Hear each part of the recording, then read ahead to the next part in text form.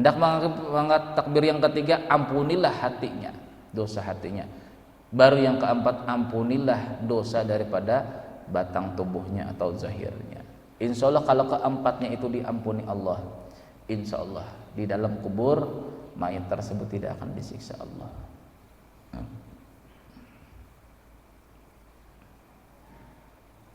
Nah, sehingga di situ bukan sekedar sampai di situ, kita berdoa lagi lah yang disuruhkan Rasulullah. Allahumma bihaqqi Muhammad wa ala ali Muhammad alla tu'adziba hadzal mait. Ya Allah, dengan kebenaran Muhammad, dengan kebenaran keluarganya Muhammad, maka janganlah engkau azab mayat ini. Itu tawasul tak? Tawasul itu Nabi mengajarkan doanya seperti itu. Berarti tawasul itu dibolehkan, bahkan disuruhkan Rasulullah. Allahumma bihaqqi Muhammad wa ala ali Muhammad alla tu'adziba hadzal mait. Ya Allah, dengan kebenaran Muhammad Rasulullah sallallahu alaihi wasallam dan keluarganya Muhammad, alla tu'adziba hadzal mait, janganlah engkau azab mayat ini.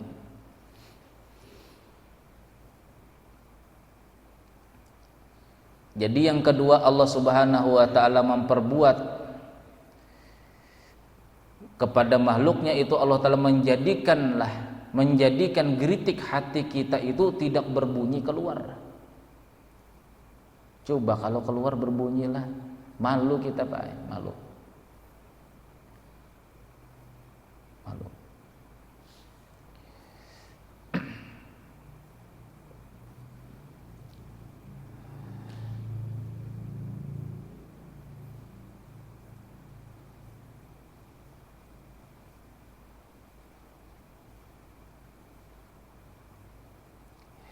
Wasitruhu salis, yang ketiga, Allah yang mempunyai nama Al-Ghaffar itu menutupi daripada hambanya itu maghfuratu dzunubihil lati kana yastahiqu ittidaha biha alal malail khalqi. Allah taala mengampuni dosa-dosa makhluknya lah, yang sepantasnya nanti akan diperlihatkan terhadap seluruh makhluk. Dengan cara apa? Waqad wa'ada ayyubaddila min sayyi'atihi hasanatin. Allah taala itu mengganti semua kejahatan-kejahatan itu menjadi kebaikan. Bisawabi hasanatihi, dengan jalan apa? Jalan pahala itu menghapus daripada segala dosa. Nah, ada beberapa jalan nih lah Allah taala mengampuni daripada manusia-manusia, daripada makhluk-makhluknya. Ada yang diampuni walaupun tidak bertobat, tetap diampuni Allah. Yang secara gratis, bahasa kitanya majjanan, bahasa Arabnya majjanan, secara gratis. Yaitu pada apa? Lailatan nisfi Sya'ban. Allah taala mengampuni seluruh makhluk itu di malam nisfu Sya'ban. Rasulullah sallallahu alaihi wasallam bersabda, yattali'ullahu azza wa jalla ala khalqihi lailatan nisfi min Sya'ban. Allah bertajalli, Allah menampakkan yang sifatnya yang maha mulia terhadap makhluknya pada waktu malam nisfu Sya'ban. Fa yaghfiru li jami'i khalqihi. Allah taala mengampuni semua dosa seluruh makhluk. Yang tidur kah, tidak beribadah, tetap diampuni Allah malam nisfu Sya'ban, apalagi yang beribadah. Makanya kita akanlah, oleh karena hadis yang secara umum ini, bila nisfu Sya'ban kita membaca Yasin, yalah Yasin pertama minta ampuni dosa, yang kedua minta panjangkan umur, sehat dalam beribadah, kemudian minta kayakan supaya tenang di dalam beribadah. Macam-macam kan minta kita. Karena apa? Karena Allah Ta'ala menjanjikan kepada kita akan diampuni segala dosa. Tetapinya ini syaratnya ada dua. Hindarilah dua ini, kata Rasulullah. Apa? Asyirk, yang pertama syirik. Illa li musyrikin, kecuali orang itu syirik. Dan yang kedua musyahinin, orang yang berbantah-bantahan atau berdendam-dendaman. Jadi kalau kita dahulu itulah sebelum malam nisfu Syaban tuh telepon orang tua, telepon saudara-saudara yang lama tidak kita silaturahmi, bermaaf-maafan dahulu. Kalau syirik insya Allah kita bisa menghindari inilah. Tetapinya rasa dendam di dalam diri kita siapa tahu masih ada. Jadi dua syarat ini, yang pertama jangan syirik kata Rasulullah, dan yang kedua jangan ada dendam mendendam, tidak tegur sapa.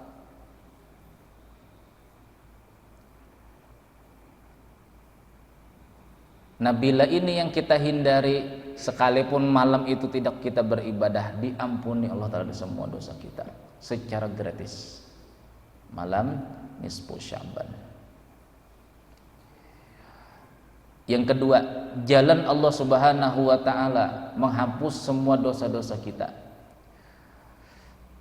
Di dalam Al-Quran Allah Subhanahu wa Ta'ala berfirman, wa aqimis sholata tarafayin nahari wa zulfan minal lail innal hasanati yudhibna sayyi'at. Sesungguhnya kebaikan-kebaikan itu akan menghapus semua kejahatan-kejahatan. Jadi ceritanya di zaman Rasulullah Shallallahu Alaihi Wasallam ada seorang sahabat penjual kurma, ceritanya penjual kurma. Jadi di depan tokonya itu dijualnya kurma yang level yang murah-murah, yang tidak bagus, lalu ditaruhnya di depan tokonya. Yang bagus-bagus di dalam toko. Nah, pada waktu itu ada seorang perempuan yang ingin membeli. Jadi kata yang penjual kurma ini, kalau yang ingin bagus-bagus di dalam kurmanya. Kalau di sini yang harga murah-murah aja, yang biasa aja. Yang aspal asli tapi palsu, yalah aspal asli tapi palsu. Jadi masuk perempuan tadi ingin memilih. Nah di saat itulah karena berduaan lah ingin memilih, tidak ada yang melihat. Di saat itu pula perempuan tadi itu dipeluknya, diciumnya, macam-macam segala tingkah lakunya terkecuali zina tidak dilakukannya. Larilah perempuan tadi. Teringat dengan Rasulullah Shallallahu Alaihi Wasallam. Ini kalau tahu Rasulullah ini marah. Ini siapa tahu nanti turun ayat berkenaan masalah ini, malu aku. Lalu dia mendatangi Rasulullah Shallallahu Alaihi Wasallam. Wahai Rasulullah, saya melakukan yang begini. Rasulullah Shallallahu Alaihi Wasallam marah. Cuma marahnya Rasulullah itu bukan marah membenci. Nah itu hebatnya Rasulullah.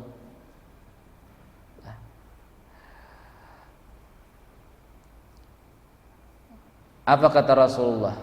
Sungguh kamu telah berkhianat kepada saudara kamu yang dia sekarang ini berjuang atau berperang di jalan Allah. Dinasihati Rasulullah seperti itu, kamu ini pengkhianat terhadap saudara kamu sendiri.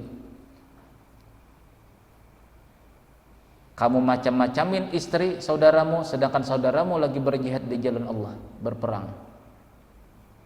Wahai Rasulullah, kalau ada penebusan dosa ini, saya akan lakukan wahai Rasulullah. Jadi kata Rasulullah SAW, kamu sholatkah? Kamu sholatkah 5 waktu? Sholat wahai Rasulullah, sholat berjamaah di masjid. Nah, lalu turunlah ayat Al-Quran, wa aqimis sholata tarafayin nahari wa zulafam minal lail. Dirikanlah sholat 2 tepi siang, wa zulafam minal lail, dan pada waktu tengah malam. Innal hasanati yudhibna sayyi'at. Kebaikan-kebaikan melakukan ibadah sholat itu akan menghapus daripada dosa. Itulah kata Rasulullah penghapus dosanya. Jadi dosa kepada Allah itu bisa dihapus melalui sholat 5 waktu. Adapun dosa dengan makhluk, wajib tetap kita minta maaf. Wajib sahabat tadi minta maaf kepada saudaranya yang berperang tadi. Jadi kalau kita dengan Allah, lah kezaliman kita kepada Allah itu mudah diampuni Allah. Tetapi apabila kezaliman itu terjadi pada makhluk, maka sulit untuk pengampunannya. Allah tergantung daripada makhluk tadi. Bila makhluk tersebut mengampuni, memaafkan, maka Allah Ta'ala otomatis langsung memaafkan. Jadi kebaikan ibadah-ibadah yang dilakukan itu sebenarnya adalah untuk menghapus daripada dosa-dosa. Itu tanda bahwasanya Allah bersifat jamil, maha elok. Menjadikan kebaikan-kebaikan itu bukan sekedar pahala saja, tetapi kebaikan itu bisa menghapus daripada kejahatan-kejahatan atau dosa-dosa.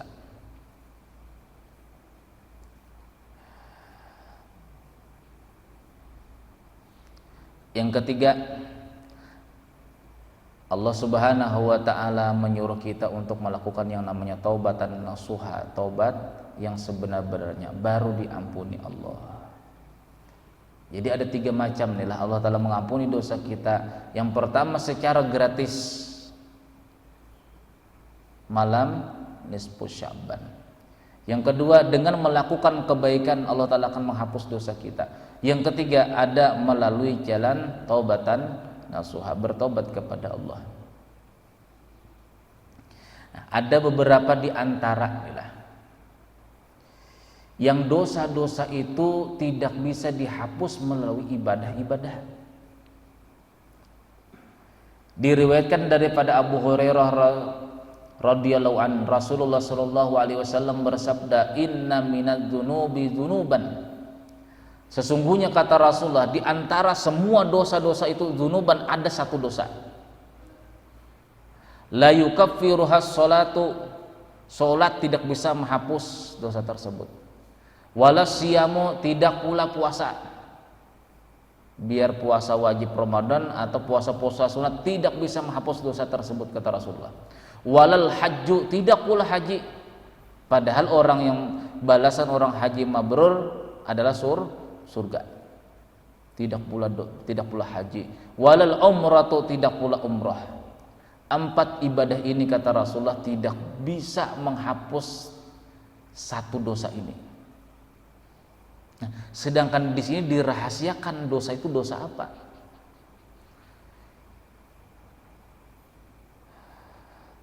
Lalu sahabat ini bertanya,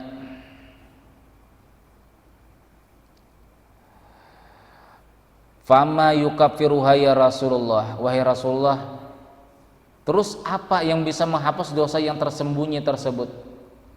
Al-humumu fi talabil ma'isyati, orang yang lelah, orang yang susah payah di dalam mencari rezeki setiap hari. Jadi kita sebagai laki-laki inilah yang penting ikhlas menafkahi anak istri di rumah. Capeknya kita itulah yang menghapus dosa yang tidak kita ketahui. Mulai kita akil balik sampai sekarang itulah. Mungkin kalau dosa besar itu kita ingat, bisa dengan tobat. Siapa tahu ada dosa yang terselip yang kita lupakan. Nah, masalah yang kita lupakan ini yang tidak bisa kita tobati. Bagaimana kita mau bertobat sedangkan kita tidak tahu dosa kita yang terselip tadi?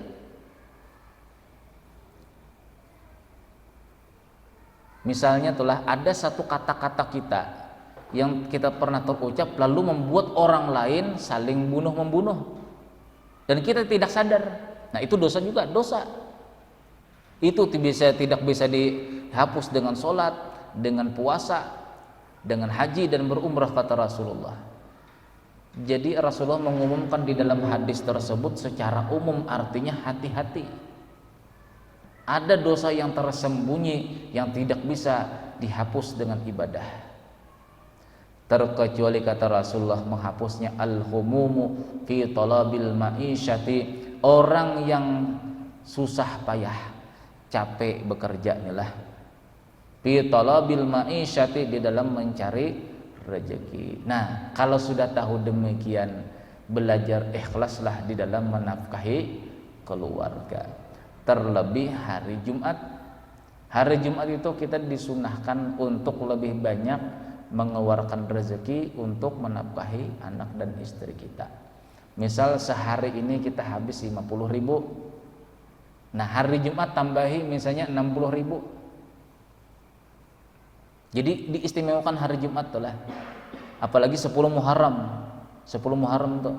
Itu keistimewaan orang yang melebihkan rezekinya, meluaskan rezekinya, kata Rasul, di tanggal 10 Muharram atau hari Asyura Allah akan menjamin keluasan rezekinya selama setahun. Jadi 10 Muharram menuju 10 Muharram itu dijamin Rasulullah SAW orang tuh rezekinya semakin naik. Amalan sugih, bahasa Banjarnya amalan sugih tak. Jadi kita rencanakan bila hari Jumat harus begini. Nah, lebihkan yang berlebihnya jangan sedikit-sedikit, lebihnya cuma 5.000 sehari, misalnya beli sayur, beli ikan, misalnya 60.000, dilebihinya 5.000. Itu kebangetan pelit lagi itulah. 10.000 kah atau 20.000, jumlahnya 80.000. Nah, untuk jajan anak kah kita misalnya kita lebihkan. Jadi tidak apa-apa kecapean kita tadi itu menghapus dosa yang tersembunyi itu yang kita tidak tahu. Nanti baru di akhirat lah orang yang tidak ikhlas di dalam menafkahi keluarganya. Di akhirat ada lagi kata Allah Ta'ala dosamu yang kamu lupakan. Nina, astagfirullah, wahai Allah Ta'ala, saya tidak tahu, ini lupa sudah. Nah, dihitung, ditimbang.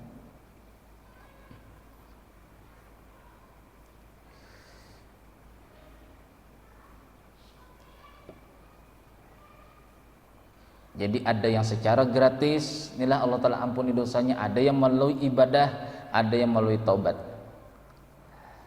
Ada yang melalui pekerjaan keseharian kita, yaitu lelahnya kita di dalam mencari rezeki. Jadi kalau misalnya kita melamar suatu pekerjaan ke tempat sini, capek kita tidak diterima, berarti alhamdulillah ya Allah, dosa saya yang tersembunyi Engkau hapuskan. Jadi bukan mengeluh kalau orang tahu ilmunya daripada hadis Nabi ini. Semakin orang itu tidak mendapatkan pekerjaan, capek bolak-balik dari rumah pakai kendaraan hujan, kepanasan, yalah, tidak dapat juga pekerjaan, berapa bulan mencari pekerjaan tidak dapat juga, belum sampai di rumah lagi diomeli. Sabar kita, dihapus Allah Ta'ala dosa yang tersembunyi.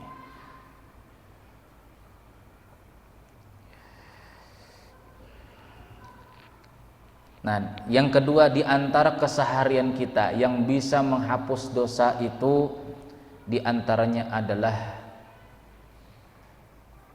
di dalam hadis Nabi SAW, ala adullukum ala ma yamhullahu bihil khotoya wa yarfa'ud darajati. Hendakkah kalian ku kasih tahu, kata Rasulullah, sesuatu yang bisa menghapus segala dosa, wa yarfa'ud darajat, meninggikan derajat. Qalu bala ya Rasulullah, tentu saja wahai Rasulullah, tolong ceritakan, tolong tunjukkan, kata sahabat. Yang pertama, isbagul wudu'i alal makarih, menyempurnakan berwudu alal makarih, atas keadaan kita tidak senang. Pas hujan subuh mau wudu, kedinginan, paksa cepat-cepat biar wudu. Tapi kalau kita sabar berwudu, pelan wudunya tadi. Kalau orang dahulu yang matinya berkeramat itulah, yang walaupun di rumah itu ada keran, mereka tetap berwudunya di sungai. Apa keistimewaan orang yang berwudu di sungai? Di saat dia berwudu itu, Pak, kepalanya nunduk begini, tulang sulbi di atas. Itu sebenarnya, Pak, ada hikmah di antara orang yang berwudu di sungai dengan di keran. Makanya Rasulullah SAW mengajarkan kita kalau berwudu itu berduduk, berjongkok, bukan berdiri. Itu ada hikmahnya. Di saat kita berjongkok begitu, tulang sulbi kita naik seperti ini. Jadi kepala kita di bawah. Itu beda loh, Pak, beda. Kalau kebiasaan kita berwudu berdiri, lah itu tulang sulbi ke bawah, arahnya kepala kita ke atas. Ini lebih banyak kita mengakui kita yang beribadah. Tapi kalau orang yang melakukan wudu itu secara menunduk begitu, tulang sulbi lebih tinggi daripada kepala, sebagaimana wudunya malaikat di bawah arasy, itu insya Allah Setiap kegiatan ibadah yang kita lakukan kita tidak merasa diri kita yang melakukan. Ini adalah rahmat Allah Subhanahu wa taala. Nah, kita tes mulai malam ini sudah tahu. Jadi kalau ada keran pun kita tundukkan juga kepala kita lebih rendah daripada tulang sulbi kita ini. Karena tulang sulbi ini tidak akan hancur pada di dalam kubur. Bahkan melalui tulang sulbi inilah, kata Rasulullah, lah azmul da'bi namanya dalam bahasa Arabnya. Dengan tulang sulbi inilah akan dibentuk kembali tubuh manusia yang sudah hancur di dalam kubur. Berarti ini kekal. Yang kekal itu lebih kita utamakan ketimbang yang tidak kekal. Kepala ini akan hancur, tulang kepala akan hancur, semua tulang-tulang akan hancur. Tetapi ada salah satu tulang yang akan dikekalkan Allah Subhanahu wa taala, yaitu tulang ekor kita atau tulang sulbi kita. Oleh karena demikian, itu orang dahulu, ilmu orang dahulu. Jadi kalau kita beribadah, tidak ada lagi yang istilahnya aku juga ibadah, aku juga yang bersedekah, aku, nah akunya itu yang masalah. Kalau ibadahnya tidak masalah, akunya itu yang masalah. Kalau bukan aku, dibuangi aku tadi. Mudah-mudahan ada manfaatnya. Mudah Allah Subhanahu wa taala mengampuni segala dosa zahir dan batin kita. Mudah-mudahan dengan berkah kita selalu berkumpul di majelisnya Rasulullah ini, Allah Subhanahu wa taala mengampuni semua dosa kita dan mendapatkan syafaat Rasulullah sallallahu alaihi wasallam. Al-Fatihah. Ar-Rahmanir Rahim. Maliki yaumiddin. Iyyaka na'budu wa iyyaka nasta'in. Bismillahirrahmanirrahim. Alhamdulillahirabbil alamin wassalatu wassalamu ala asyrafil anbiya'i mursalin sayyidina wa Muhammad wa ala alihi wasallam ajma'in. Allahumma ighfir lana ma akhtana wa ma ta'amadna wa ma asrarna wa ma alana wa ma anta bihi minna. Antal muqaddim wa antal muakhir, la ilaha illa rabbana wa fil akhirati hasanah wa qina adzabannar. Wa sallallahu sayyidina Muhammad wa alihi wasallam rabbil alamin. Subhanakallahumma wa bihamdika asyhadu an la ilaha illa anta astaghfiruka wa atubu ilaik. Assalamualaikum warahmatullahi wabarakatuh.